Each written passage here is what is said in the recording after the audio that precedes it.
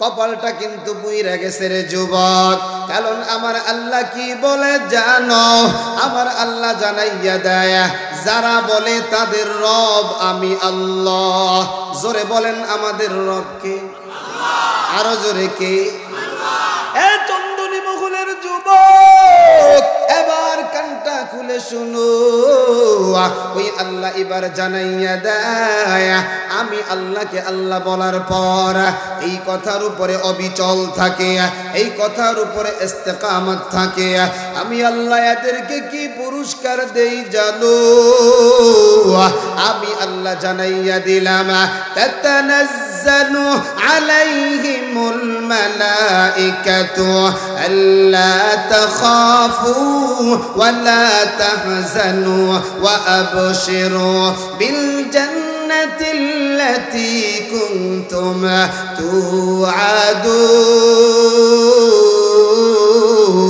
তুআদুন। আল্লাহ বলে, ও জিহাদি দিগুলিয়ার মানুষগুলারে জানাইয়া দাও, যারা বলে আমি তাদের রব এবং আমি তাদের সব। কথা বলেন, আমাদের রব কে? তিনি আমাদের কি? তিনি আমাদের কি? এই জায়গায় আমাকে আপনাকে এনেছেন কে? নাকি আমাদের ক্ষমতার বলে এসেছি? সব কার দয়া? আরো জোরে বলেন, কার দয়া? তুমি মিটাও সকল চাওয়া, দুদিন আগে পরে তোমার কাছে সকল পাওয়া, সবই তোমার তরে। ঠিক নেই? তুমি মিটাও সকল চাওয়া, দুদিন আগে পরে তোমার কাছে সকল পাওয়া, সবই তোমার তরে। তোমার পথে চললে সবাই, তোমার পথে চললে সবাই আসবে যে সুদিন, তোমার দয়ায় পূর্ণ আমার সারা নিশিদিন। কার দয়া? আল্লাহ তুমি দয়ার সাগর, আল্লাহ তুমি দয়ার সাগর, রহমানুর রহিম, তোমার দয়ায় পূর্ণ আমার সারা নিশিদিন। আরে যুবক, ওই আল্লাহ আমার জানাইয়া দেয়, দূর থেকে টানে না। এর যুবক, ওই আল্লাহ আমার জানাইয়া দেয়, ও জিহাদি বলে দাও, চন্দনী মহলের যেই যুবকগুলা এত রাত্রে প্যান্ডেলে বসে গেল, যেই বুড়াগুলা এত রাত্রেও প্যান্ডেলে বসিয়া যায়, যেই মা বোনগুলাও বসে গেল, এদেরকে বলে দাও, এদেরকে আমি আল্লাহ আসমানের ফেরেশতা পাঠায়া সহযোগিতা করি। সুবহানাল্লাহ। কি সাহায্য করি জানো? আল্লাহ তাখাফু ওয়া লা তাহজানু। আল্লাহ আমার জানাইয়া দেয়, এদের কোনো ভয় নাই, এদের কোনো চিন্তা নাই। জোরে বলেন মারহাবা। ভয় নাই, চিন্তা নাই, যিনি বলেছেন তিনি কে? আল্লাহ যদি বলে এদের কোনো ভয় নাই, এদের কোনো চিন্তা নাই, বলেন তো এদের ভয় আর চিন্তা আছে না? আরো জোরে, আরো জোরে আওয়াজ দিয়ে বলেন, আরো জোরে। আরে এক সময় আমাদেরকে জঙ্গিবাদীর ট্যাগ লাগানো হতো, উগ্রবাদীর ট্যাগ লাগানো হতো, মৌলবাদীর ট্যাগ লাগানো হতো। মূলত আমরা জঙ্গি না, যারা বলে তারাই হলো জঙ্গি। ঠিক কিনা বলো? সত্যের পক্ষে গান গাই বলে আমি বিদ্রোহী, সত্যের পথে ডাকি বলে আমি বিপ্লবী, কোরআনের কথা বলি তাই বলে আমাকে মৌলবাদী, জিহাদের কথা বলি তাই বলে আমাকে জঙ্গিবাদী। আমি বিদ্রোহী, আমি বিদ্রোহী, বিপ্লবী, মৌলবাদী, কেন জঙ্গিবাদী? ঠিক না? জন্মের পরে কানে আজান কি দেয়নি, তুমি মৌলবাদী ছাড়া হওনি। জন্মের পরে কানে আজান কি দেয়নি, তুমি মৌলবাদী ছাড়া হওনি। আবার মরণের পরে জানাজা পড়াবে, মরণের পরে জানাজা পড়াবে, তখন কোথায় পালিয়ে যাবি? ঠিক নেই? আমি বিদ্রোহী বিপ্লবী মৌলবাদী, কেন জঙ্গিবাদী? ঠিক কিনা বলেন? আজকে আমরা বিগত দিনে বাংলার জমিনে দেখেছি ওলামা একরামকে যারা জঙ্গি বলেছে, আলেম ওলামাকে যারা জঙ্গি ট্যাগ লাগিয়েছে, ওলামা একরামের কণ্ঠগুলোকে যারা রোধ করতে চেয়েছে, মাদ্রাসা মসজিদকে যারা বন্ধ করে দিয়েছে, ওয়াজ মাহফিলকে যারা বন্ধ করতে চেয়েছিল, মূলত তারাই হলো বর্তমানে জঙ্গি। ঠিক কিনা বলো? কিন্তু আমরা ওলামা একরাম শান্তি প্রিয়, আমরা ওলামা একরাম সৌহার্দ্য প্রিয়। আমাদের গায়ে যদি কেউ আঘাত করে আমরা তাকে কিছু বলি না, আমাদের শরীর থেকে যদি কাপড় খুলে নিয়ে যায় আমরা তাদেরকে কিছু বলি না। কিন্তু একটা কথা মুসলমান বাংলাদেশের মানুষ শুনে নাও, বাংলাদেশ ওলি আউলিয়ার দেশ, বাংলাদেশ ওলামা একরামের দেশ, বাংলাদেশ মাদ্রাসা মসজিদের দেশ, বাংলাদেশ কোরআন হাফেজদের দেশ, শাহজালালের বাংলায়, শরীয়তুল্লাহর বাংলায়, শেখুল হাদিসের বাংলায়, মুফতি আমিনীর বাংলায়, ফজলুল করিমের বাংলায়, ফয়জুল করিমের বাংলায়, মামুনুল হকের বাংলায় কোন রাম বামকে আর ছাড় দেওয়া চলবে না। ঠিক কিনা বলো? আমরা অনেক কিছু সহ্য করেছি, আমরা দেখেছি আমাদের কোরআনকে কিভাবে অবমাননা করা হয়েছে, আমরা দেখেছি আল্লাহর ঘর মসজিদকে কিভাবে নিশ্চিহ্ন করে দেওয়া হয়েছে, আমরা দেখেছি ইসকনের উগ্রবাদী সহ উগ্রদের সহযোগিতা নিয়ে ওলামা একরামের উপরে হামলা করা হয়েছে, মামলা করা হয়েছে। আরেকটা বার যদি কোন হক্কানি আলেমের বিরুদ্ধে মামলা করা হয়, মসজিদের উপরে আক্রমণ করা হয়, মাদ্রাসার উপরে আক্রমণ করা হয়, আমার নবীর ইজ্জতের উপরে আঘাত করা হয়, আল্লাহর কোরআনের উপরে যদি আঘাত করা হয়, প্রয়োজন যদি হয় রক্ত দিবেন, প্রয়োজন যদি হয় জীবনটা দিবেন। কারা কারা দেখতে চাই? আল্লাহ হাতগুলা কবুল করেন, পড়ি আমিন। কারণ বাংলাদেশের যুবক এখন ইসলাম প্রিয় হয়ে গেছে। কথা কন ঠিক কিনা? আরো জোরে কন ঠিক কিনা? আমার নবীও জানায় গেছে, যেই যুবক যৌবন বয়সে ইবাদত করে আল্লাহ পাক হাসরের ময়দানে আরশের নিচে ছায়া দিয়ে দিবেন। আর জোরে কয় না কেন? কি অল্প সময় আলোচনা করে ছেড়ে দিব? 20-30 মিনিট হইলে চলবে ইনশাল্লাহ? হ্যাঁ চলবে। 20 মিনিট হইলে হবে? ও কয় নাই। কত সময়? 1 ঘন্টা। কেউ ভাগবেন না তো? আরেকজন কয় 2 ঘন্টা, আবার একটু পরে কবে হুজুর সারা রাত, আরেকজন কবে হুজুর সারা রাত। এরপরে বিসমিল্লাহ কয়ে যে সারা রাত কইরা ঘুমামু, ঘুমের তো উঠা রাত 10টা তো আর নাই, কারণ রাত্রে তো গিয়ে ঘুমাইলাম, ঘুমের থেকে উঠা সকালবেলা বিসমিল্লাহ কয়ে ফজরের নামাজ পড়বো। ঠিক কিনা? কারণ আমাদের সমাজে এই লোক কম না বেশি? ঘুমায় লেটে, ওদিক দিয়ে ওঠে 10টায়, এমন যুবকের সংখ্যা কম না বেশি? আজকে দোয়া করি আল্লাহ পাক বক্তা এবং শ্রোতার যতটুকু আলোচনা করলে বক্তা এবং শ্রোতার দিল নরম হয়, চোখে পানি আসে, আল্লাহ যেন গুনাহগুলো মাফ করে দেয়, গুনাহ মাফ না করায় যেন আল্লাহ বক্তা শ্রোতাকে ময়দান থেকে না নেয়। সকলে পড়ি আমিন। একটু জোরে পড়েন আমিন। মাশাআল্লাহ। এখন একটু ভালো লাগতেছে, সবার শরীরে একটু এনার্জি আসছে, আসছে না? হ্যাঁ, তাহলে আর ঘুমন্ত থাকা যাবে না তো ইনশাআল্লাহ? যারা বলেন যাবে, তাহলে আরেকটু তাকবীর দিয়ে নেয়। ঠিক আছে ইনশাআল্লাহ? তাকবীর চলবে। নাস্তিকতা নিপাত যাক, দিন ইসলাম জিন্দাবাদ। নাস্তিকতা নিপাত যাক, দিন ইসলাম জিন্দাবাদ। কোটি প্রাণে একই আওয়াজ, খোদাদ্রোহী ছাড় পাবে না, এই বাংলায় ঠাই হবে না, মুসলমানরা জেগেছে আজ। জোর কদমে সামনে চলো, চলো চলো সামনে চলো, বজ্র কণ্ঠে আওয়াজ তুলো, তোলো তোলো আওয়াজ তুলো, সবাই মিলে একই তালে দাও না স্লোগান, নারায়ে তাকবীর, নারায়ে তাকবীর। দিন ইসলাম, দিন ইসলাম জিন্দাবাদ, জিন্দাবাদ। ইসলামেরই জন্য দেশের হয়েছে জন্ম, ঠিক নেই? ইসলামের বিরুদ্ধে গেলে দেশ হবে ভিন্ন। ইসলামের বিরুদ্ধে যারা নিয়েছো অবস্থান, এই বাংলায় ঠাই হবে না, যাও হিন্দুস্তান। জোর কদমে সামনে চলো, চলো চলো সামনে চলো, বজ্রকণ্ঠে আওয়াজ তোলো, তোলো তোলো আওয়াজ তোলো, সবাই মিলে একই তালে দাও না স্লোগান, নারায়ে তাকবীর, নারায়ে তাকবীর, দিন ইসলাম, দিন ইসলাম, দিন ইসলাম, দিন ইসলাম। মুসলমানের এই দেশেতে নাস্তিকদের ঠাঁই নাই, নাস্তিকদের পক্ষে যারা তাদের কোনো রক্ষা নাই। মুসলমানের এই দেশেতে ইসকনদের ঠাঁই নাই, ইসকনদের পক্ষে যারা তাদের কোনো রক্ষা নাই। এই দেশেতে থাকতে হলে কোরআন মানতে হবে, কোরআন না মানলে তারা বিতাড়িত হবে, ঠিক না?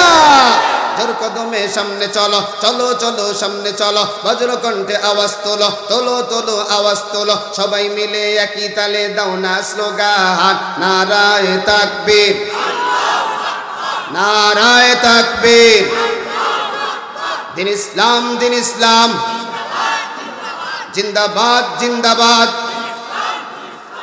দিগুলিয়া খুলনার মুসলমান কানটা খুলে শুনে নাও, যেই ইসকনের দলের লোকেরা, চিন্নায়ের লোকেরা বাংলাদেশে যেই অস্থিতিশীল পরিবেশ তৈরি করতে চায়, দাদা বাবুরা যেই আক্রমণ দেখাইতে চায়, এরা সমুদ্রে দেখেছে কিন্তু সমুদ্রের গভীরতা দেখে নাই, কথা বলো ঠিক কিনা? মুসলমান দেখেছে কিন্তু মুসলমানদের রক্তের ভিতরে যে আগুন আছে আগুন দেখে নাই। খোদার কসম করে বলিয়া বাংলাদেশের ইঞ্চি ইঞ্চি মাটির দিকে যদি কেউ নজর দেয় চোখটাকে উঠিয়ে ফেলা হবে, ঠিক কিনা বলো? কারণ বাংলাদেশ সম্প্রীতির দেশ, ধর্ম বর্ণ নির্বিশেষে সবাই বসবাস করবে। আমার বিড়াল আমার খাও, আমার যখন কইবা ম্যাও গলাটা টিপতে ধরবে, কথা কয় না, কথা ঠিক নেই কাকা, কথা ঠিক? নারায়ে তাকবীর, নারায়ে তাকবীর, ইসকনের আস্তানা বাংলাদেশে হবে না, নারায়ে তাকবীর, সবাই বলেন মারহাবা। এই জন্য যুবক এবার কানটা খাড়া করে নাও। এ বুড়া বাবা, পর্দার আড়ালে আমার আম্মা জানেরা, আমার মায়ার নবীর মাধ্যমে আমার আল্লাহ জানাইয়া দেয় মুমিনের গুণ হবে 5টা। জোরে বলেন কয়টা? একটু জোরে বলেন কয়টা? সবাই 5 আঙ্গুল উঠান। ইমানদারের গুণ কয়টা? আরেকটু জোরে কোন কয়টা? এবার হাত নামান। আল্লাহ রাসূলের আরো একটা হাদিস শোনায় দেই। আল্লাহর রাসূল বলেন, কুন আলিমান আও মুতাআল্লিমান আও মুঈনান আও মুহিব্বান ওয়ালা তাকুন খামিসান। আল্লাহর নবী বলে, যুবক 4টা শ্রেণীর অন্তর্ভুক্ত হয়ে যাও। নয় আলেম হও, নয় আলেমের ছাত্র হও, নয় আলেমকে মোহাব্বত করনেওয়ালা হও, নয় আলেমকে সাহায্য করনেওয়ালা হও। 5ম প্রকার হয়েও না। 4 প্রকারের হতে রাজি আছি তো ইনশাআল্লাহ। কারণ 5ম প্রকার যারা হবে এরা আমার নবীর সুপারিশ পাবে না, কথা বলো ঠিক কিনা? এজন্য এইখানে আমরা যারা আছি, বাবাজিরা, যুবক ভাইরা যারা আছো, এটা একটা ক্লাসের মতো করে ইনশাআল্লাহ আজকের জন্য আলেমের ছাত্র হওয়া যাবে ইনশাআল্লাহ। কথা বলেন, ছাত্র হওয়া যাবে ইনশাআল্লাহ। সবাই বলেন মুমিনের গুণ কয়টা? আরো জোরে, আরো জোরে কয়টা? সবাই বলেন কয়টা?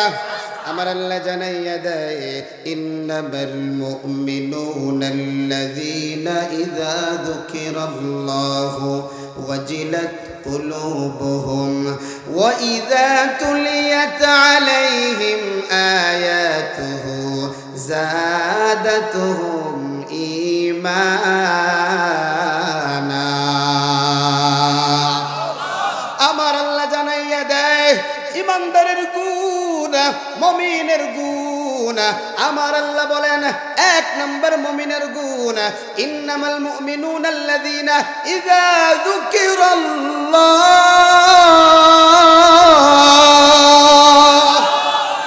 ইমানদারের সামনে যখন আল্লাহর নাম নেওয়া হবে, জোরে বলেন কার? আরো জোরে কার? আল্লাহ বলেন ওয়াজিলাত কুলুবুহুম, আল্লাহর নাম নেওয়ার সাথে সাথে অন্তরের মধ্যে একটা ধাক্কা লাগবে, অন্তরের ভিতরে একটা লাড়া লাগবে, অন্তরের ভিতরে একটা কম্পন লাগবে। এর যুবক, আল্লাহু আকবারের ধ্বনি তো আমার আল্লাহ আমার নবীরে দিতে বলেছেন, আমার আল্লাহ তো আমার নবীরে জানাইয়ে দেয়, ইয়া আইয়ুহাল মুদ্দাসসির কুম ফাআনজির ওয়া রাব্বাকা ফাকাব্বির, আল্লাহু আকবার। আমার নবীরে আমার আল্লাহ মজা দিয়ে দিয়ে ডাকে, আমার আল্লাহ আমার নবীরে কখনো কখনো বলে এ কম্বলওয়ালা, এ চাদরওয়ালা, যেরকম মারহাবা। কারণ সিফাত দিয়া যার স্ত্রীরে কিছু সিফাত নিয়ে নিয়ে ডাকবেন, স্ত্রী খুশি না বেজার? বড় খুশি। কিছু সিফাত দিয়ে দিয়ে আমার আল্লাহ ডাকে, আমার আল্লাহ আমার নবীরে ডাকে আর বলে এ কম্বলওয়ালা, রব্বের কারিমের তাকবীর দাও, রব্বে কারিমের তাকবীর দাও। সুতরাং আল্লাহ আমার জানাইয়া দেয়, আমার যেই গোলামের সামনে আমি আল্লাহর নামটা নেওয়া হয়, ওয়াজিলাত কুলুবুহুমা, অন্তরের ভিতরে একটা ধাক্কা লাগে, অন্তরের ভিতরে একটা লাড়া লাগে। যাদের অন্তর আল্লাহর নাম শুনলে লাড়া লাগে, এরাই হলো মুমিনের পরিপূর্ণ গুণে গুণান্বিত, ঠিক কিনা বলো? এরা যুবক কানটা খুলে শুনো, জালিলুল কদর একজন মুহাদ্দিস আব্দুল্লাহ ইবনে মুবারক, আব্দুল্লাহ ইবনে মুবারক জগৎ বিখ্যাত একজন মুহাদ্দিস। ওই জামানার হাদিস বিশারদ, যেমন এই শতাব্দীতে যদি বলা হয় মুহাদ্দিস বা শাইখুল হাদিস, এক নামে আমরা চিনি আল্লামা আজিজুল হক। আল্লামা আজিজুল হকের চাইতেও আরো আরো আরো অনেক গুণ বড় মুহাদ্দিস হলো আব্দুল্লাহ ইবনে মুবারক। আব্দুল্লাহ ইবনে মুবারকের জামানায় আব্দুল্লাহ ইবনে মুবারকের ইন্তেকাল হয়ে যায়। আব্দুল্লাহ ইবনে মুবারক আল্লাহর বড় পাগল, আল্লাহর বড় আশিক। আব্দুল্লাহ ইবনে মুবারকের যখন ইন্তেকাল হয়ে যায়, তার খাদেম আব্দুল্লাহ ইবনে মুবারককে স্বপ্নে দেখে আব্দুল্লাহ ইবনে মুবারক আল্লাহর তরি জান্নাতের ভিতরে ঘোরে। এবার খাদেম ডাক দিয়া কয়, ও আব্দুল্লাহ ইবনে মুবারক, আপনি তো আল্লাহর তরি জান্নাতের ভিতরে আছেন, আপনি যেমন আমল করছেন, যেমন চাইছেন, আপনি আল্লাহর কাছে তেমনই পাইছেন।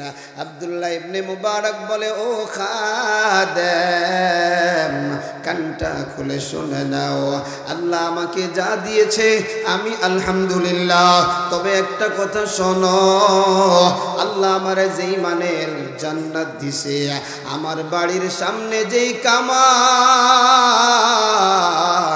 ওই কামার রে আমার আল্লাহ আমার জান্নাতের চাইতেও দামি জান্নাত দিয়েছে। খাদেমকে যখন আব্দুল্লাহ ইবনে মুবারক ঘুমের ভিতরে এই কথাটা বলেন, বলার সঙ্গে সঙ্গে খাদেমের ঘুম ভেঙে যায়। খাদেম এবার পাগল, কি অবস্থা, আব্দুল্লাহ ইবনে মুবারকের চাইতে দামি জান্নাত সে কেমন করে পায়, এত বড় জান্নাত সে কেমন কইরা পায়। এবার আব্দুল্লাহ ইবনে মুবারকের খাদেম দৌড়ায় দৌড়ায়, দৌড়াইতে দৌড়াইতে কামারের বাড়ির সামনে হাজির। দরজার সামনে গিয়া বলে, ও কামারের বিবি, আমি আপনার কাছে কয়েকটা প্রশ্ন করতে চাই, আমার প্রশ্নগুলোর জবাবটা একটু আমাকে দিয়ে দিবে না? কামারের বিবি ভিতর থেকে জবাব দেয়, এ যুবক, বলো তোমার কি প্রশ্ন বলো। এবার বলে, আমার এক নাম্বার প্রশ্ন, আপনার স্বামী তো একজন কামার, আপনার স্বামীর এমন কি আমল আছে, আপনার স্বামীর এমন কি গুণ আছে যার কারণে আল্লাহর দরবারে আপনার স্বামী দামি হয়ে গেছে? বিবি এবার ডাক দিয়া কয়, ও যুবক, আমার স্বামী তো একজন মূর্খ, আমার স্বামী তো একজন না পড়া জানলেওয়ালা, আমার স্বামী তো এমন কোনো দামি না, কিন্তু তুমি কি কারণে দামি বলতেছো আমি তো জানি না। তবে কানটা খুলে শুনো যুবক, আমার স্বামীর দুইটা গুণ আমি দেখেছি। এবার যুবক প্রশ্ন করে, ও মা বলো তোমার স্বামীর দুইটা গুণ কি কি একটু বলো। এবার মহিলা ভিতর থেকে জবাব দেয়, আমার স্বামীর 1 নম্বর গুণ হলো আমার স্বামী একজন কামার।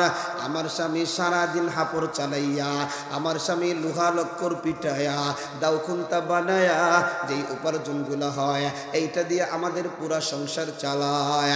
এ যুবক, তবে একটা কথা শুনো, রত্নের দাম বড় বেশি, আমাদের দোকানটা তেমন ভালো না, এই জন্য আমার স্বামী দিনের বেলা লোহা লক্করের কাজটা করতে পারতো না।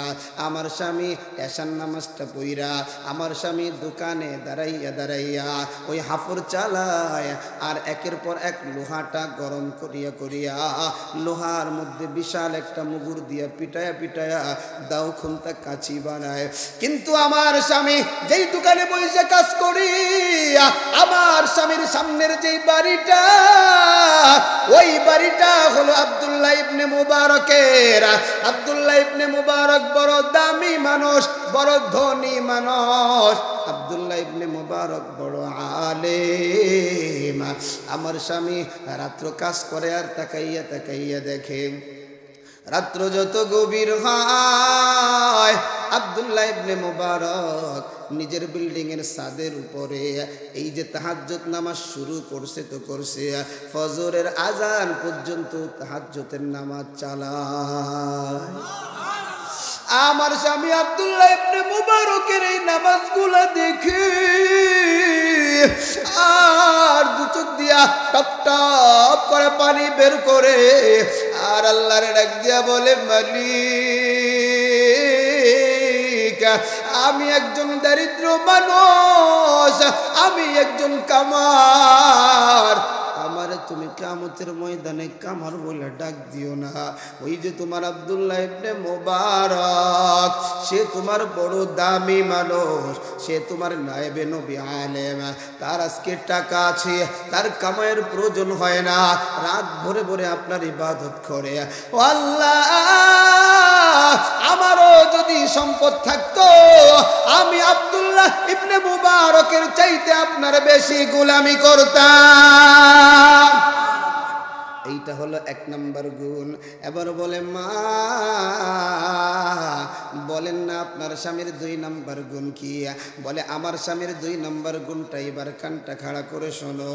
আমার স্বামীকে আমি তাকাইয়া দেখেছি আল্লাহর ঘর মসজিদে মিনারা থেকে মুয়াজ্জিনের 5 বারের আজানের আওয়াজ।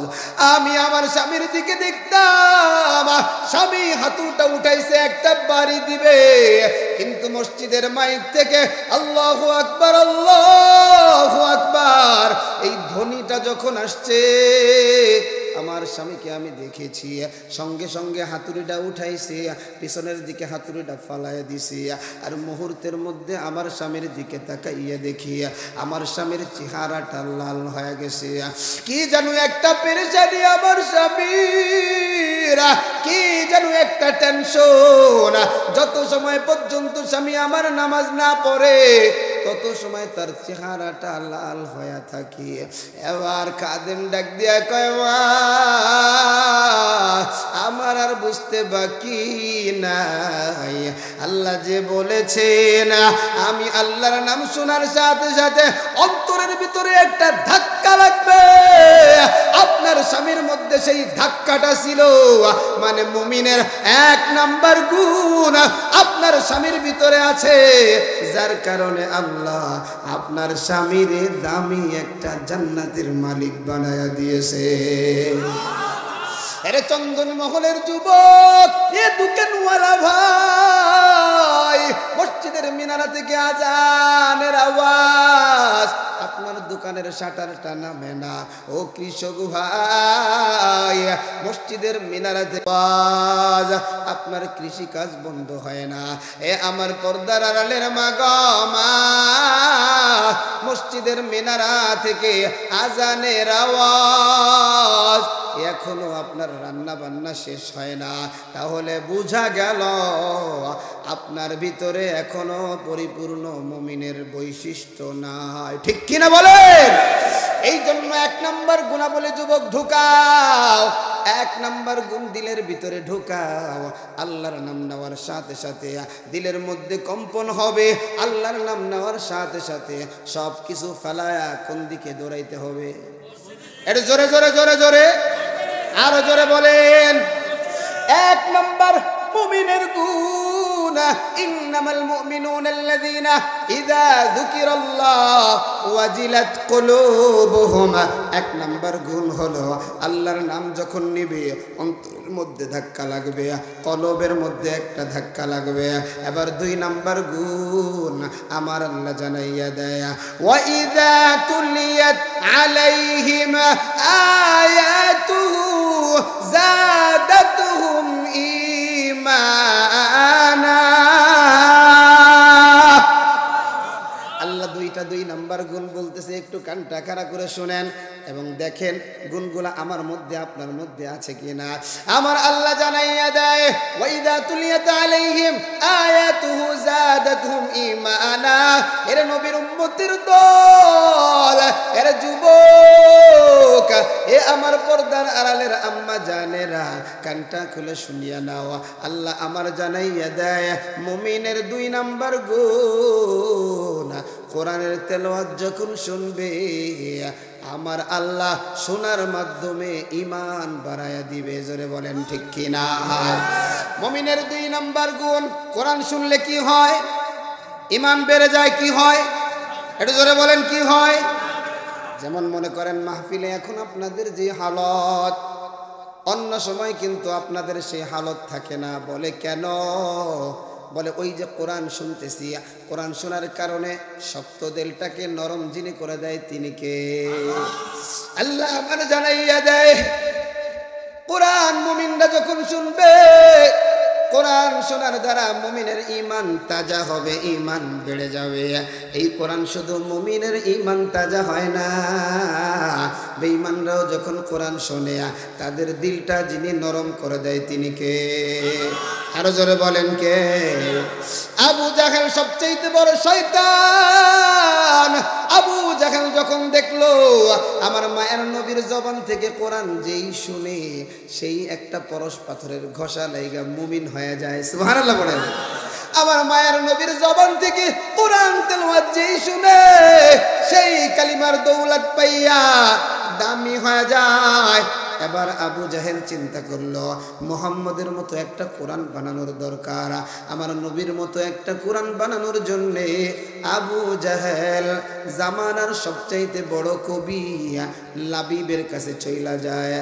এ লাবিব, মুহাম্মদ একটা কোরআন বানায়। জোরে বলেন নাউজুবিল্লাহ। আমার নবী কোরআন বানায় না, কোরআন পাঠায় যিনি তিনি কে? জোরে বলেন কে? আমার নবী কোরআন বানায় না, জিবরাইলের মাধ্যমে আমার আল্লাহ আমার নবীর কাছে কোরআন পাঠাইয়া দেয়। এবার লাবিব বলে, শোনো আবু জাহেল, কোরআন যদি একটা বানাইতে হয় তাহলে তো তার মতো একটা জিনিস দিলে আমি দেখা দেখা বানাইতে পারবো। প্র্যাকটিক্যাল একটা জিনিস দিয়ে দাও, ক্যাটালগ একটা জিনিস দিয়ে দাও, একটা ক্যাটালগ দাও, ঠিক ক্যাটালগের মতো আমিও একটা বানাই দিব। আবু জাহেল এবার বলে, ও লাবিব শোনো।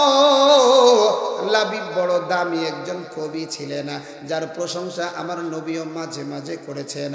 আবু জাহেল বলে, লাবিব শোনো, ক্যাটালগ তো মুহাম্মদের কাছে আমাদের কাছে নাই। এবার লাবিব ডাক দিয়া বলে, আবু জাহেল তাহলে আমার মুহাম্মদের কাছে নিয়ে যাও।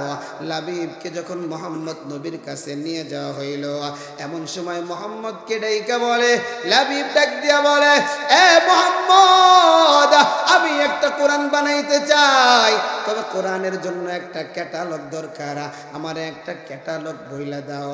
এমন সময় আমার নবী ছোট্ট একটা সূরা শোনায় দেয়।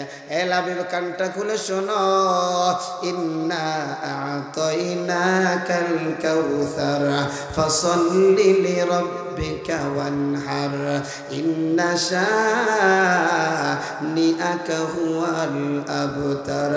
আমার মায়ের নবী লাবিবের সামনে কালামে পাকের তেলাওয়াত যখন লাবিব শুনছে, শুনতে দেরি হয়, চোখ দিয়া টপ টপ করে পানি বের হইতে দেরি হয় না।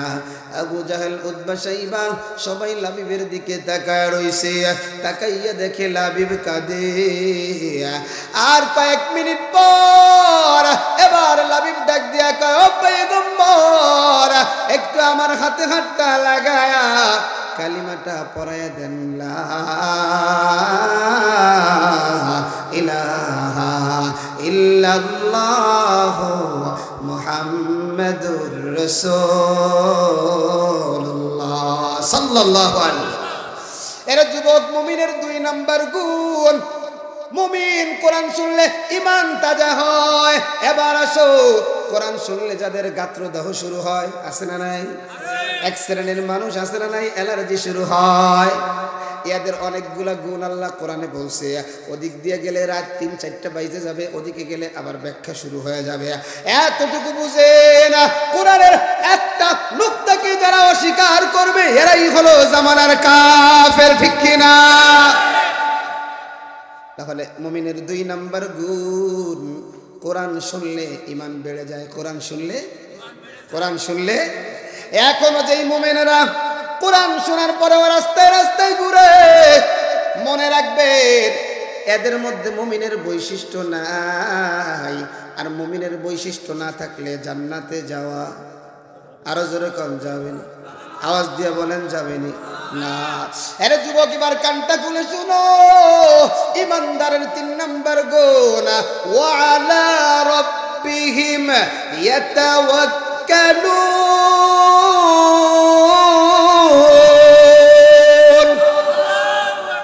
ইমানদারের 3 নাম্বার বৈশিষ্ট্য, মুমিনের 3 নাম্বার গুণ হলো ভরসা করে কার উপরে? আরো জোরে। খাওয়ায় কে? চালায় কে?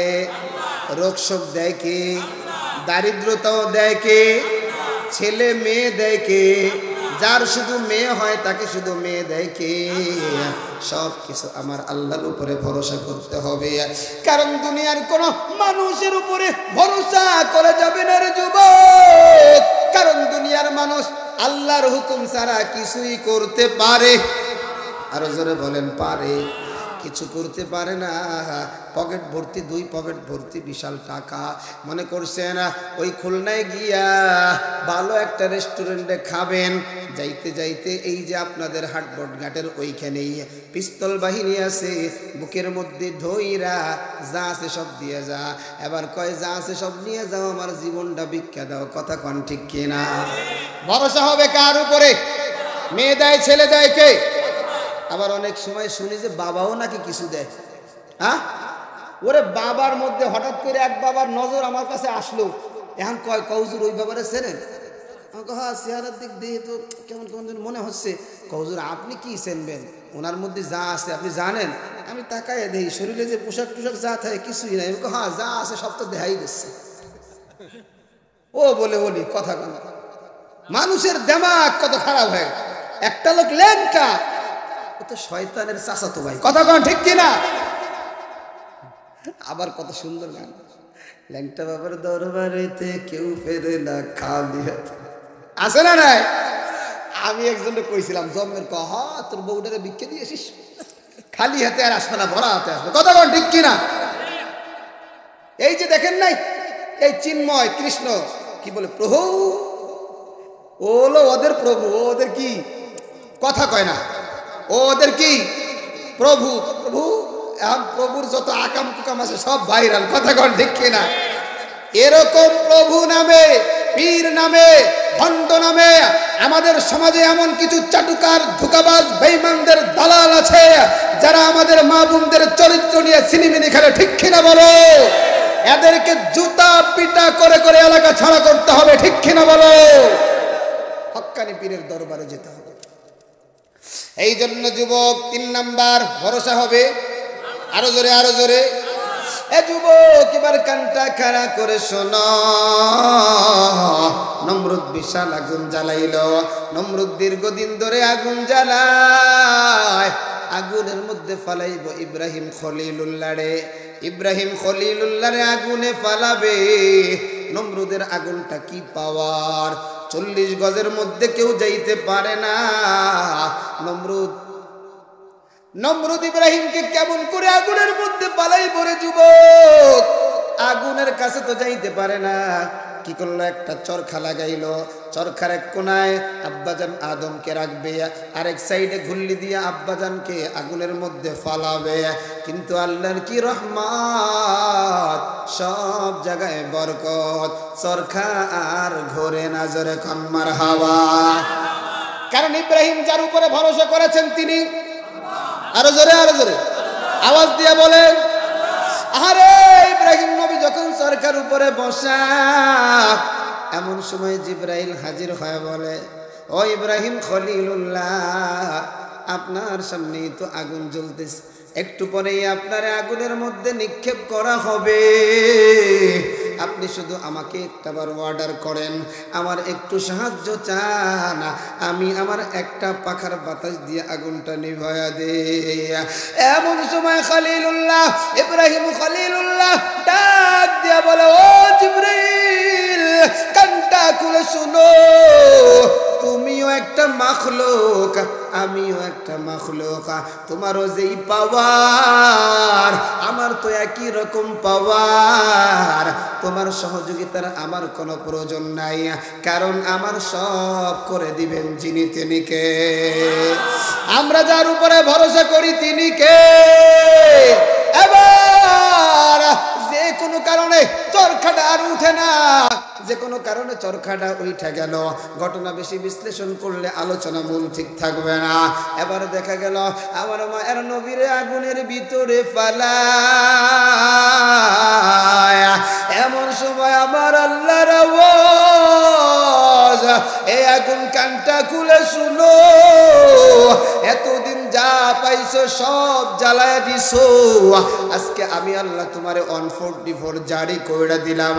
আজকে তোমার আগুনের ভিতরে আমার খলিল, আমার বন্ধু, যারে জীবনে যতগুলা পরীক্ষা করেছি সব পরীক্ষায় পাশ করেছে, আমার বন্ধু এখন তোমার আগুনের ভিতরে ঢুকবে।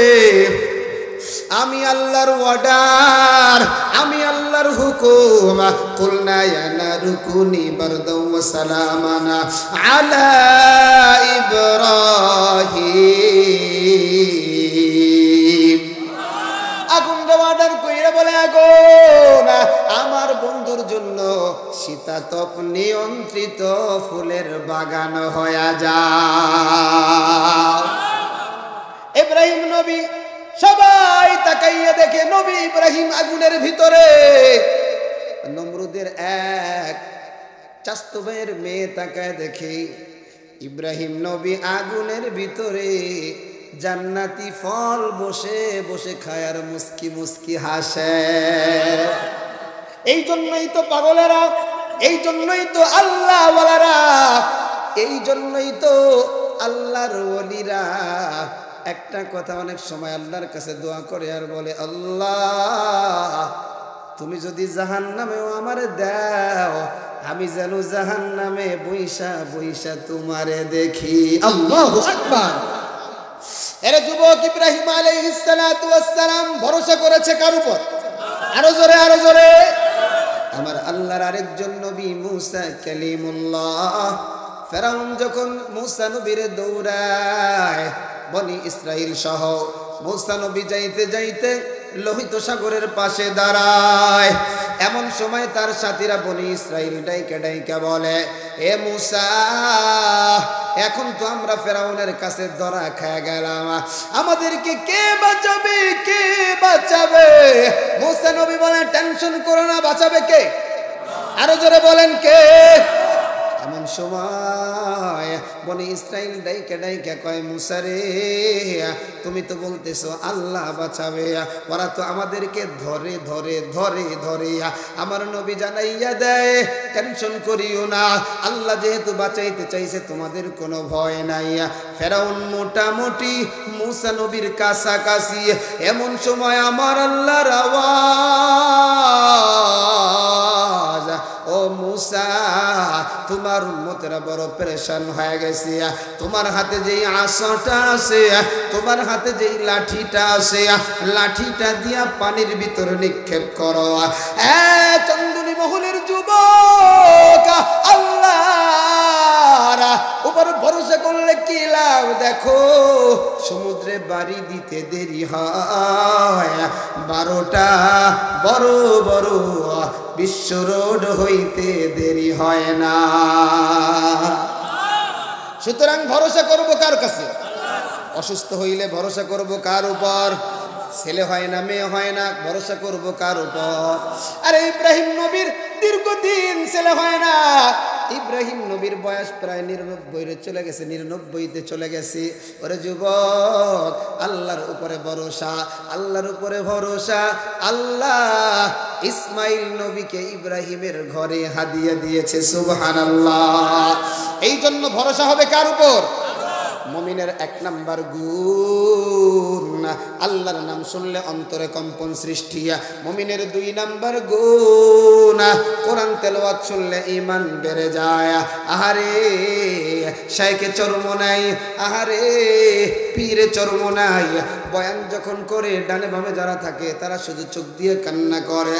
মাত্র 1 ঘন্টার বয়ান মানে কি কোরআন শুনছে আর অন্তরের ভিতরে কম্পন হয়া অন্তরের কালো কালো দাগগুলাকে দূরীভূত হয়ে গেছে।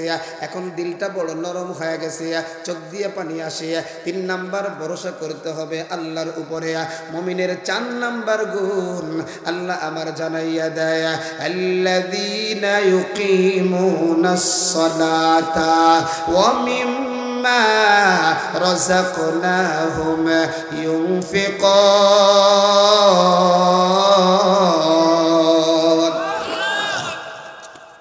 মুমিনের 4 নাম্বার গুণ হলো, আল্লাহ পাক বলছে আল্লাযীনা ইউকিমুনাস সালাহ, মুমিন নামাজ কায়েম করবে। মুমিন কি করবে? একটু জোরে বলেন। নামাজ আমাদের উপরে 3 ওয়াক্ত ফরজ, ঠিক কি না? কয় ওয়াক্ত?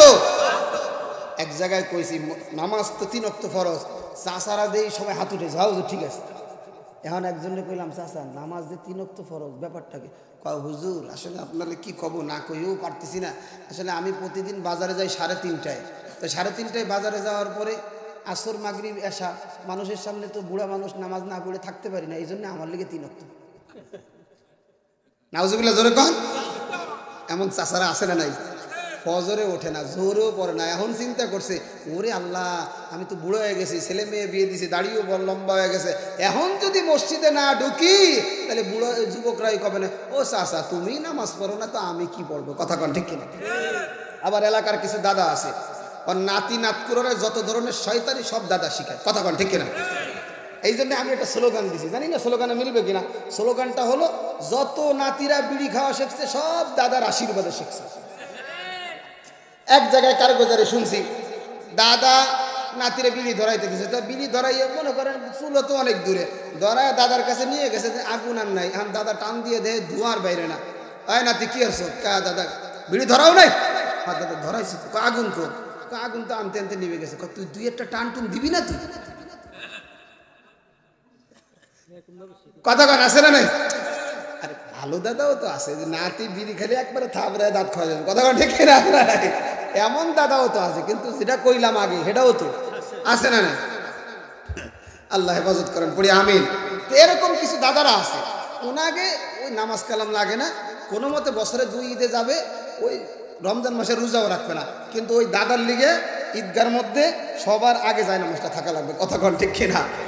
ওই ঈদের নামাজ কি ওই দাদার উপরে ওয়াজিব আছে? কন, ঈদের আনন্দ তো রোজাদারদের জন্য। কথা কয় আরো জোরে কন, রোজাদারদের জন্য না। ঈদের আনন্দ কাদের জন্য? রোজাদারদের জন্য। এখন যেই দাদা রোজা রাখে নাই, অর্থ ঈদও, আরো জোরে কন, ঈদও। তাইলে নামাজ কি করতে হবে বলেন? আরো জোরে কন, পড়া লাগবে কি লাগবে না? কয়েক তো জোরে বলেন, কয়েক তো। কেমন মুসলমান তুমি, কেমন মুসলমান, কেমন মুসলমান তুমি, কেমন মুসলমান, নামাজের সাথে নাই পরিচয়, মানো না কোরআন। কেমন মুসলমান তুমি, কেমন মুসলমান, ঠিক না? তুমি রমজান এলে রাখো না রোজা, দিনকে করো আঘাত, পয়সা করির নেই তো অভাব, দাও না তো যাকাত। আছে না নাই? তুমি রমজান এলে রাখো না রোজা, দিনকে করো আঘাত। পয়সা করির নেই তো অভাব, দাও না তো যাকাত। তুমি ইমানদারির বড়াই করো, নেই তোমার ঈমান। কেমন মুসলমান তুমি, কেমন মুসলমান, একটু বলেন কেমন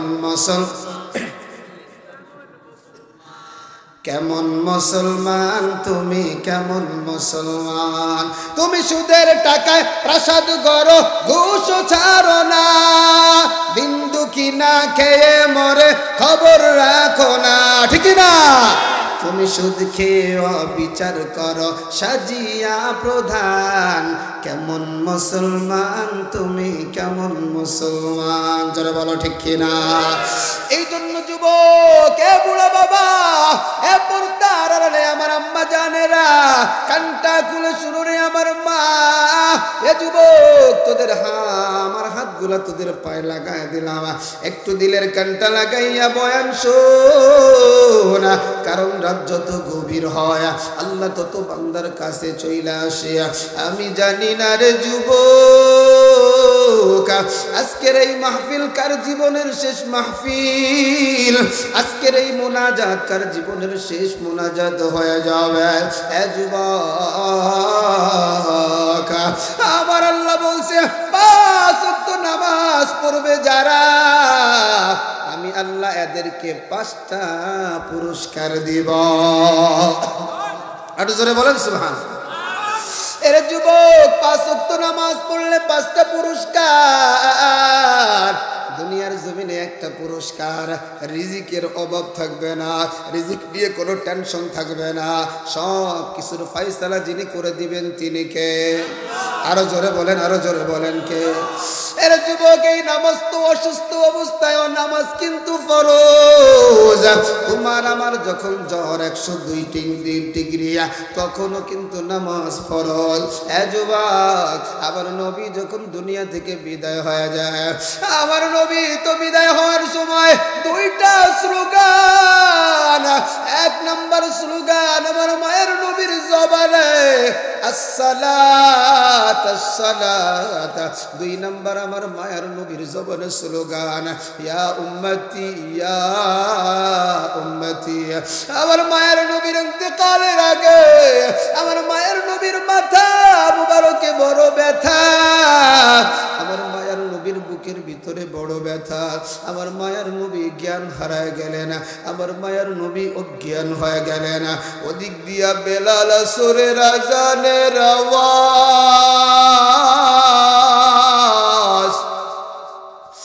আমার মায়ের নবী বেহুশ। আসরের আজানের পরে তো সময় বেশি থাকে না রে যুবক। দেখতে দেখতে সূর্যটা পশ্চিম দিক দিয়ে হেলে চলে যায়। সাহাবা একরাম একজন আরেকজনে বলে, আবু বকর একটু ইমামতির কাতারে দাঁড়ায় যাও, একটু ইমামতির মুসল্লায় দাঁড়ায় যাও, নবী আমার বেহুশ। আবু না রে ভাই, এটা আমার দ্বারা সম্ভব না। আবু বকর বলে, ও ওমর, তুমি একটু ইমামতের মুসল্লায় দাঁড়ায় যাও। ওমর বলে, না রে আবু বকর ভাই না, কারণ আমার মায়ের নবীর জায়গায় দাঁড়াইতে পারবো না। একজন আরেকজনকে ঠেলে এক পর্যায়ে সব সাহাবায়ে একরাম আবু বকরের দুইরা বলে, হে আবু বকর ভাই, তুমি তো আমার নবীর হিজরতের সাথী, তুমি তো আমার নবীর সব জায়গার সাথী, আজকে একটু তুমি দাঁড়াও না ইমামতির মুসল্লায়। আবু বকর ইমামতির মুসল্লায় দাঁড়ায় যাই রে যুবক। আসরের নামাজ আবু বকর ইমাম হইয়া সব সাহাবায়ে কেরামের ইমামতি করে। নামাজ যখন শুরু হয়ে যায়, 2 রাকাত যখন চলিয়া যায়, এমন সময় আমার মায়ের নবীর হুঁশ ফিরে আসছে রে যুবক। আমার মায়ের নবী ডাক দিয়ে কয়, আয়েশা, আমার সাহাবীরা কই? আম্মা জান আয়েশা ডাক দিয়া বলে, পয়গম্বর আপনার সাহাবীরা দীর্ঘ সময় এই জায়গা বসেছিল সবাই এখন মসজিদের নববীর ভিতরে নামাজ আদায় করে আম্মা জান পয়গম্বর ডাক দিয়া বলে আয়েশা আজকে আসরের নামাজের ইমামতি কে করে আম্মা জান ডাক দিয়া বলে পয়গম্বর আপনার প্রিয় সাহাবী আবু বকর ইমামতিতে দাঁড়ায় এর যুবক এমন সময় যখন বলছে আবু বকর ইমামতিতে দাঁড়ায় আমার মায়ার নবীর চোখ দিয়া টপ টপ করে পানি আমার মায়ার নবীর চোখ দিয়া পানি গুলা বের হইয়া আস্তে আস্তে কইরা আমার মায়ার নবীর দাড়ি গুলা ভিজা আমার মায়ার নবীর বুকটা যখন ভিজে যায় আমার মায়ার নবী ডাক দিয়া বলে আয়েশা একটু জানালা থেকে পর্দাটা সরায়া দাও আমি একটু মসজিদে নববীর দিকে তাকাইয়া দেখি আমার মায়ের নবীর জন্য যখন আম্মা জান আয়েশা জানালা থেকে পর্দাটা সরাইয়া দিলেন আমার মায়ের নবী মসজিদে নববীর ভিতরে তাকায়া সাহাবায়ে কেরাম সবাই আবু বকরের পিছনে নামাজ পড়তেছে এই দৃশ্য দেখে আমার মায়ের নবী মুস্কি হাসে আর আমার মায়ের নবী চোখ দিয়ে টপ টপ করে পানি ফলায় কাঁদে এমন সময় আম্মা জান আয়েশা ডাক দিয়া বলে পয়গম্বর আজকে আপনি কেন কাঁদেন আমার তো বুঝে আসে না আজকে তো আপনার হাসার কথা আনন্দের কথা আমার মায়ের নবী ডাক দিয়া কয় আয়েশা শোনো এই নামাজকে কায়েম করার জন্য এই নামাজকে প্রতিষ্ঠিত করার জন্য আমি নবী জীবনে কম কষ্ট করি নাই আমি নবী জীবনে কম চেষ্টা করি নাই এ আয়েশা শোনো আমি উম্মতদেরকে নামাজ শিক্ষা দেওয়ার জন্য আমি বাইতুল্লাহর কাছে গিয়া গিয়া মাঝে মাঝে সাজদা দিতাম সাজদা দিয়ে দিয়ে আমি পড়তাম সুবহান রাব্বিয়াল আলা আমি আমার রবের পবিত্রতা বর্ণনা করতাম কারণ আমার বিশ্বাস ছিল ওই বাইতুল্লাহ তো আর মূর্তি ঢুকাইয়া দিছে ওই বাইতুল্লাহ তো আমি ঢুকতে পারি না আমি মনে করতাম বাইতুল্লাহর পাশে যদি সাজদা দেই আমার আল্লাহ খুশি হয়ে যাবে একদিন আমি সাজদা দিলাম আমার রবের কুদরতি কুদুমের আয়েশা পাশেই বসা ছিল আবু জাহেল উতবা শাইবা ওলীদ ইবনে মুগীরা আমি যখন আমার মাওলার সাথে সম্পর্ক করি এমন সময় বেঈমানরা আমার মাথার উপরে উটের পচা নারী বুড়ি আমার মাথার উপরে দিয়ে দেয় আমি নবী আর মাথা উঠাইতে পারি না আমি নবীর বড় কষ্ট হয় রে আয়েশা আমার ছোট্ট কলিজার টুকরা মেয়ে ফাতেমা কে যেন আবার মেরে গিয়ে বলে ও ফাতেমা তোমার বাবার মাথার উপরে তো উটের বুড়ি চাপাইয়া দিয়েছে আমার ফাতেমা বাবা বাবা বলে দৌড়ায় আমার ফাতেমা আয়েশা দেখে আমি নবীর মাথার উপরে উটের পচা বুড়ি আমার মেয়েটা টানাটানি করিয়া আমার মেয়েটা বুড়ি ফালাইয়া আমি বাবারে জড়ায় ধরে বলে আর বলে বাবা তোমার অনেক কষ্ট হয়েছে গো বাবা আমার মায়ার নবী বলেন আয়েশা শোনো আমি আমার ফাতেমার বুকের ভিতরে জড়ায় ধরে বলি মা আল্লাহ তো দিন প্রচার করার জন্য আমারে বানায় পাঠাইছে এ আয়েশা শুধু তাই নয় রে আয়েশা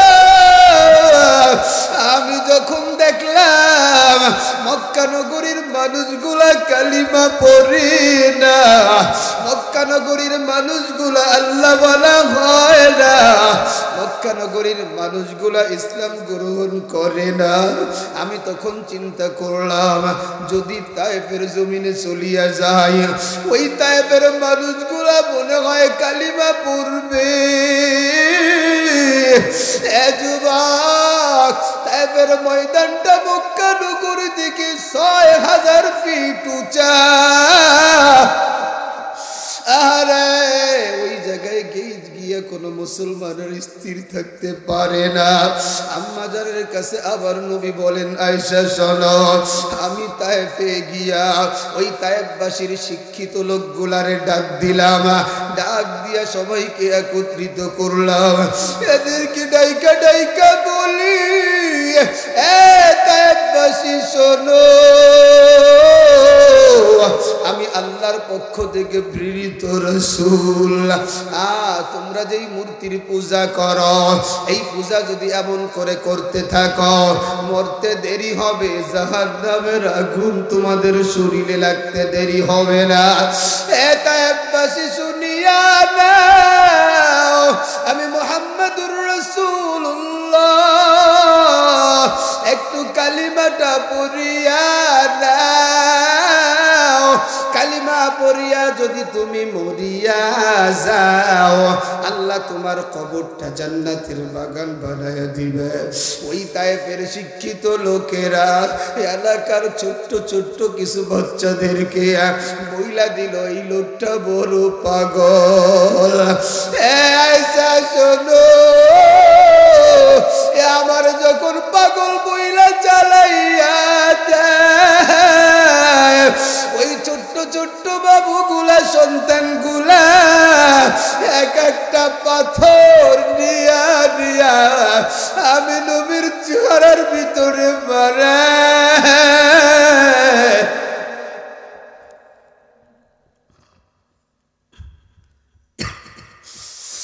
আমি নবীর চেহারাটা ছিদ্র হয়ে রক্ত বের হয়ে যায়,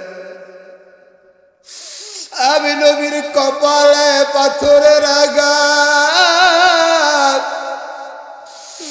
আমি নবীর কপালটা পাটিয়া রক্ত বের হয়ে যায় রে আয়েশা। এই নামাজটা প্রতিষ্ঠিত করার জন্য আমি নবীর এত কষ্ট। হে চন্দন মুগলের যুবক, নবীর জন্য কি মায়া নাই? এ নবীর উম্মতের দল, দুই এক ফোঁটা চোখের পানি যদি নবীর মায়ায় পড়িয়া যায় বয়স্করণের মতো তুই জান্নাতি মানুষ হয়ে যাবি। আবার মায়ার নবীরে হইয়া তায়েফের যুবকেরা পাথর একের পর এক মারতে মারতে আমার নবীর শরীরটা রক্তে রঞ্জিত করে দেয়। যেই নবীর শরীরে একটা মশা বসে হারা, যেই নবীর শরীরে একটা মাছি বসে হারা, যেই নবী পাথরের উপর বসলে পাথরটাও নরম হইয়া যায়, ওই নবীরে পাথরের আঘাত দিয়ে রক্তাক্ত হয়ে যায়। আমার মায়ার নবীর পালক পুত্র যায় যেই দিক দিয়ে পাথরের আঘাত সেই দিকেই যায় তার পিঠটা পাইতে দেয়, আর ডাইকে ডাইকে বলে, ও তায়েফবাসী শোনো, এই নবীর মাও নাই, বাবা নাই, আমার নবীরে তোমরা আর মাইরো না, আমার নবীরে তোমরা আর মাইরো না রে তায়েফবাসী শোনো।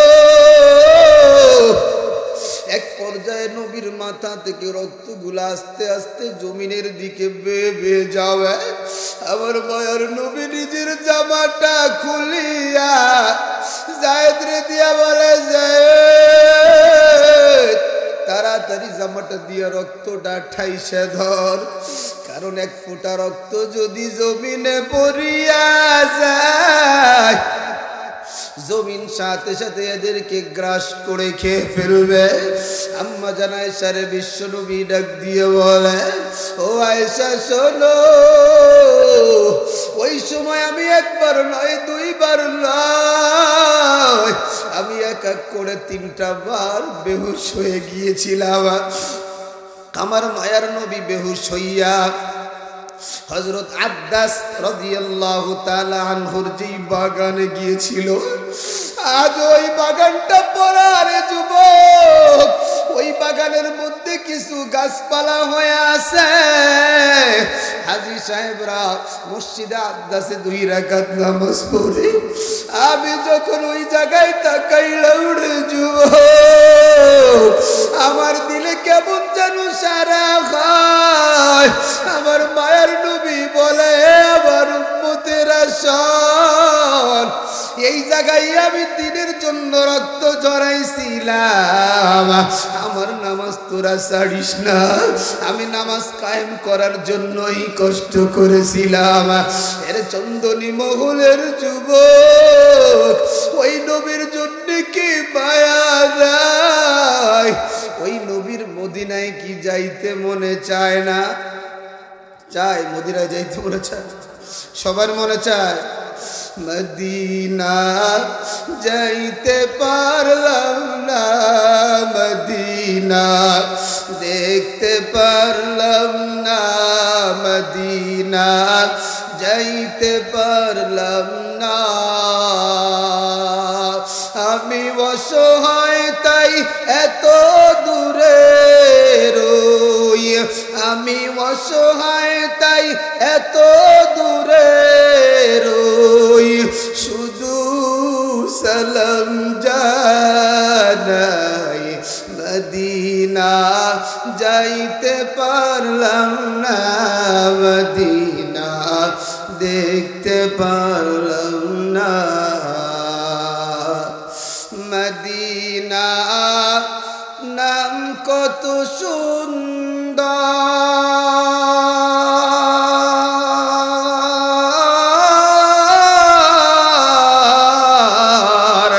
মদিনা কেড়েছে অন্তর,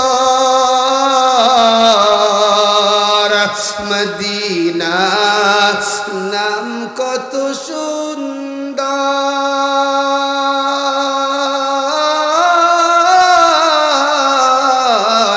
মদিনা কেড়েছে অন্তর। সেই মদিনার পথের ধুলি আমি, ওই মদিনার পথের ধুলি আমি মাখতে পারলাম না, মদিনা যাইতে পারলাম না, মদিনা দেখতে পারলাম না। মদিনা যাইতে মনে চায়? মদিনা নাম কত মধু,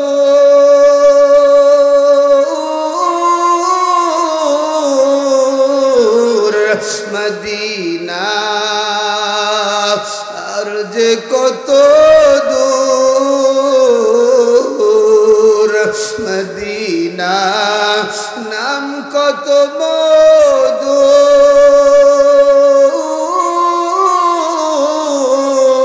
মদিনা আর যে কত দূর।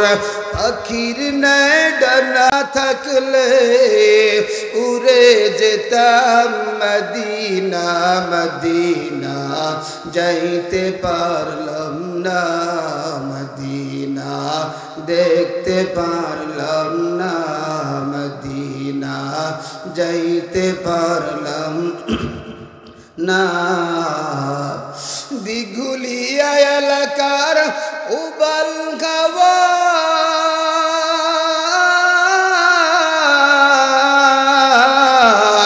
পশ্চিমে করেছো দাওয়া, দিঘুলিয়া এলাকার উবাল খাওয়া,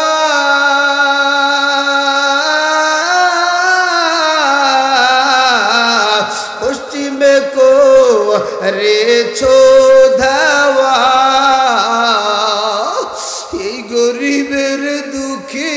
সালাম, এই গরিবের দুঃখী সালাম পৌঁছে দিও মদিনা মদিনা, যাইতে পারলাম না মদিনা, দেখতে পারলাম না।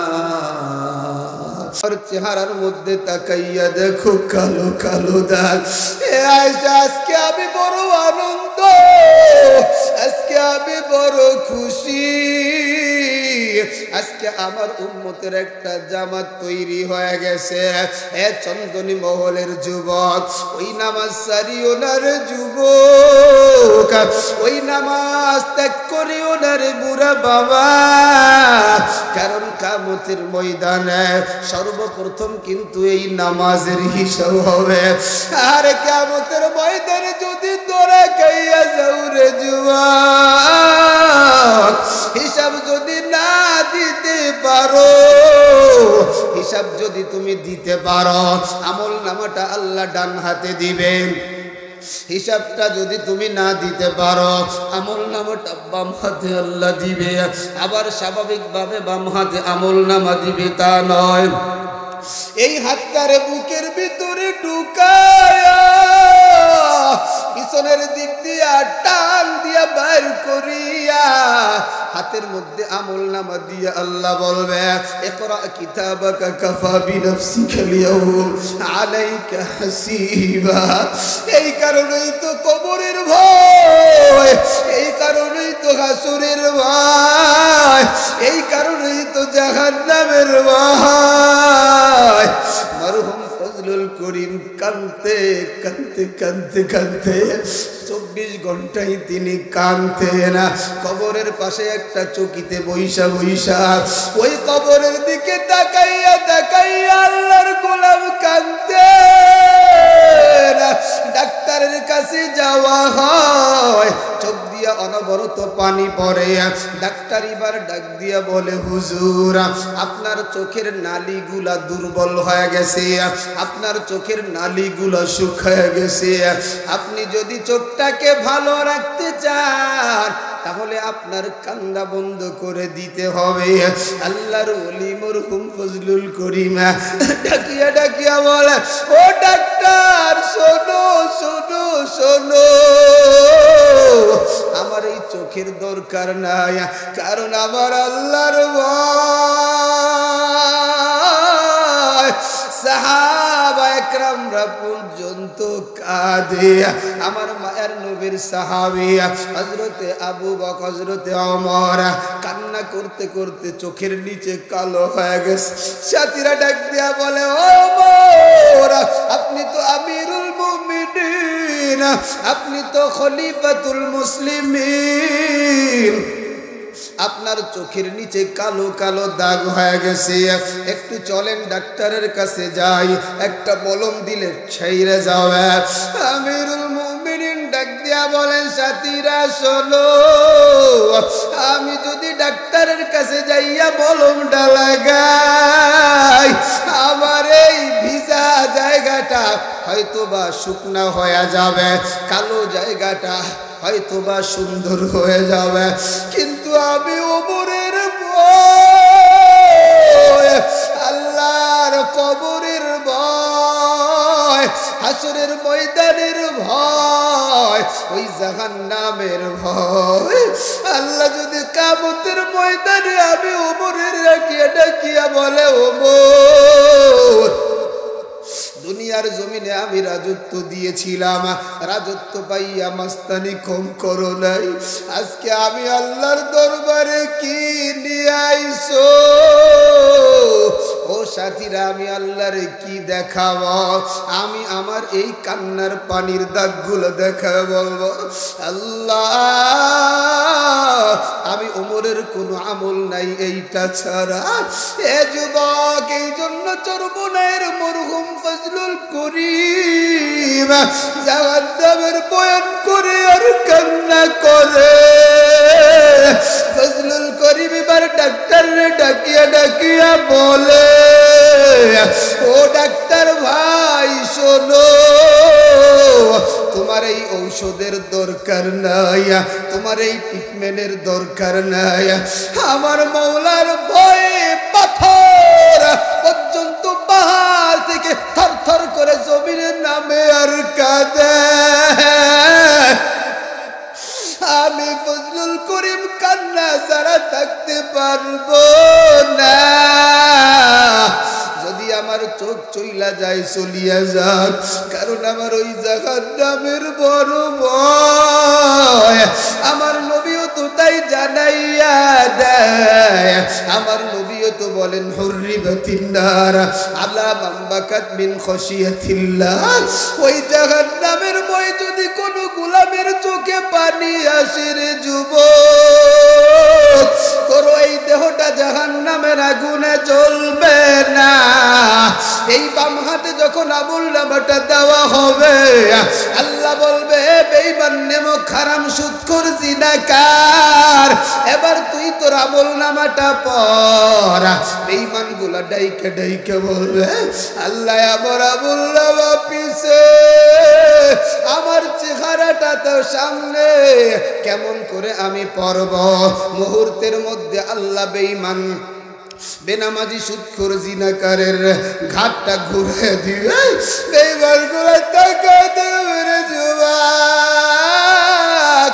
লা ইউগাদিরু সগীরাতাও ওয়ালা কাবীরাতান ইল্লা সাহা। ছোট থেকে ছোট একটা গুনাহও সারে নাই, বড় থেকে বড় একটা গুনাহও সারে নাই। এমন সময় আল্লাহর বান্দা বলবে আল্লাহ আজকে আমার বড় আফসোস, আজকে যদি আমার হিসাব না দেওয়া হইতো, আজকে আমার মাল সম্পদ তো কোনো কাজে লাগে নাই, আজকে আমার সন্তান দ্বারা তো কোনো উপকার হয় নাই, আজকে আমার রাজত্ব তো কোনো উপকার হয় নাই। ও রাজা বাচ্চা নেতা শুনিয়া দাও, ওই কিয়ামতের ময়দানে তোমার রাজত্বের 2 পয়সার কোনো দাম নাই। বাংলাদেশে বর্তমানে তাকায় দেখো কোটি কোটি টাকার মালিক, কিন্তু এই টাকায় তারে বাঁচাইতে পারে না, এই বাড়ি গাড়ি তারে বাঁচাইতে পারে না।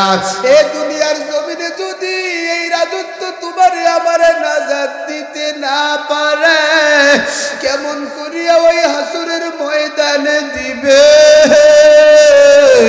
হাসরের ময়দানে রাজত্ব কোনো কাজে আসবে না রে যুবক। এমন সময় বেঈমান বেনামাজি সুদখোর জিনাকার এরা যখন ধরা খাইয়া যাবে, এরা এখন পালাবার চেষ্টা করবে। আবার আল্লাহ বলবে ও ফেরেশতা খুজু ধর। আবার আল্লাহ বলবে ও ফেরেশতা বেঈমানটারে ধর। চাউল চোর, টিন চোর, বিধবার ভাতা বাইরে খাইছে ধর। আল্লাহ বলবে খুজু। এ চন্দনী মহলের যুবক, আল্লাহ যদি বলে ধর, কে তোরে বাঁচাবে? কে তোমারে বাঁচাবে? আল্লাহ বলবে ফেরেশতা এই বেঈমানটারে ধরলেই হবে না, ফাগুল্ল এর গলায় বেরি পরাইয়া দে। এ দুনিয়ার জমিনে ক্ষমতার মাস্তানি পাইয়া টাকার গরমে আমার আলেমদেরকে বেরি পরাইয়া দিছে। আল্লাহ বলবে এর গলায় বেরি লাগায়া দে। খালি আল্লাহর হুকুম করতে দেরি, 70 গজ দড়ি লইয়া 70 জন ফেরেশতা কেমন জানো খাপ কইরা ধরবে। আল্লাহ বলবে আরে খালি ধরলেই হবে না, আরে খালি গলায় বেরি লাগাইলেই হবে না। আল্লাহ বলবে এই বেঈমানটার জন্য আমি জাহান্নামের আগুন 1000 বছর জ্বালায় আল্লাহ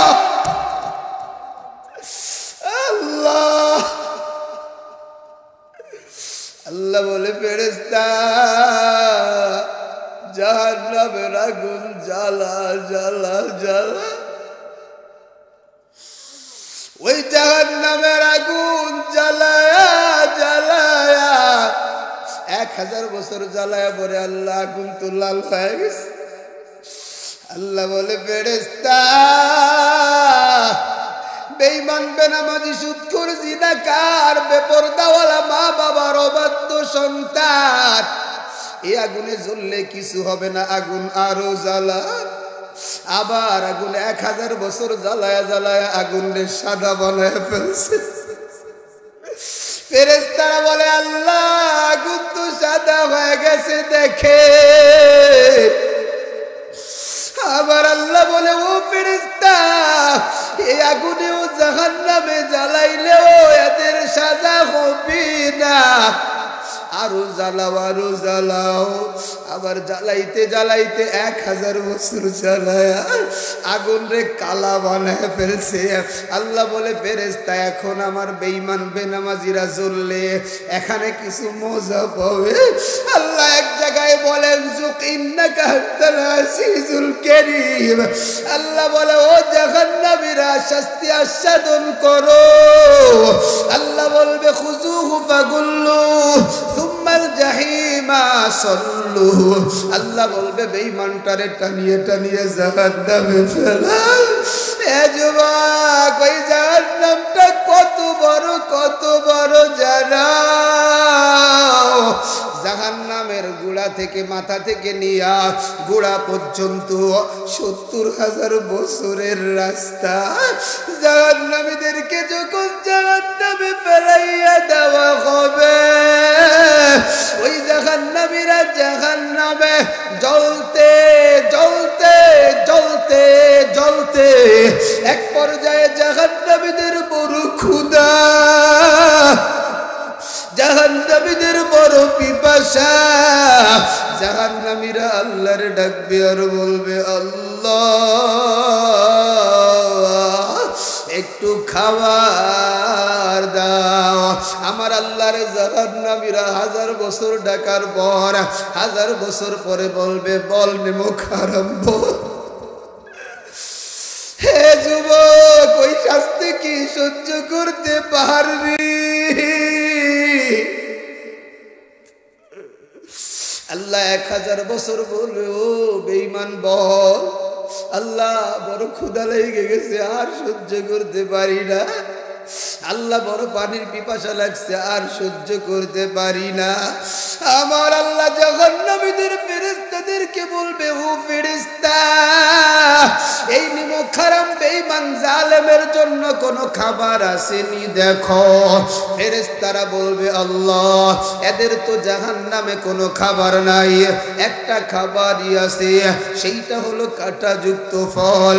আল্লাহ বলবে ওই খাবারটাই বেঈমানের সামনে হাজির কর। বেঈমানের সামনে যখন যাক্কুম ফল হাজির করবে রে যুবক, আহারে ফকিরের সামনে যখন খাবার দাও খাবারটা গন্ধ না, খাবারটা ঘেরান, খাবারটা পচা না, গন্ধ দেখার সুযোগ নাই, যা পায় খাওয়া আরম্ভ করে। ওই জাহান্নামীরা তো ক্ষুধার্ত, ওই খাবারটা যখন গলার ভিতরে ঢুকাইয়া দিবে রে যুবক যাক্কুম ফল কাটা যুক্ত গলার ভিতরে আটকিয়া যাবে, উপরেও যাবে না নিচেও নামবে না। এমন সময় আমাদের গলায় বেঁধে গেলে আমরা যেমন পানি চাই ওই জাহান্নামীরাও বলবে পানি। আল্লাহ বলবে ফেরেশতা এই জাহান্নামীদের জন্য কোনো পানি আসেনি। ফেরেশতারা বলবে আল্লাহ এদের জন্য লা ইয়াযুকুনা ফিহা বারদাও ওয়ালা শারাবা, এদের জন্য কোনো আরামদায়ক পানি নাই ইল্লা হামিম, তবে এদের জন্য ফুটান্ত গরম পানি। এরা আবার কেমন গরম হবে যুবক? আল্লাহ আরেক জায়গায় জানাইয়া দেয় তাসলা নারুন হামিয়া তুসকা মিন আইনিন আনিয়া। এই আয়াতের ব্যাখ্যা করতে গিয়া ইমামুল মুফাসসিরিন আল্লামা ইমাম কুরতুবী রাহমাতুল্লাহি আলাইহি বলেন ওই পানিটা এত গরম এত গরম, জাহান্নামীদের সামনে যখন পান পাত্রটা নেওয়া হবে মুহূর্তের মধ্যে চেহারার গোশতগুলা ঝরে ঝরে পানির ভিতরে পড়ে যাবে। এরপরে ওই ফেরেশতাগুলা জাহান্নামীদের গালগুলো গা করায়া গালের মধ্যে যখন পানিটা ঢুকাইয়া দিবে রে যুবক, পিছনের রাস্তা দিয়া পেটের নারী বুড়ি সব ঝুপ ঝুপ করিয়া বাহির হয়ে যাওয়া। এই যে পচা রক্ত, পচা পুজ, পচা দুর্গন্ধ, এইগুলারও আবার আল্লাহ জ্বালায়া আবার জাহান্নামীদেরকে জোর কইরা কইরা খাওয়াবে।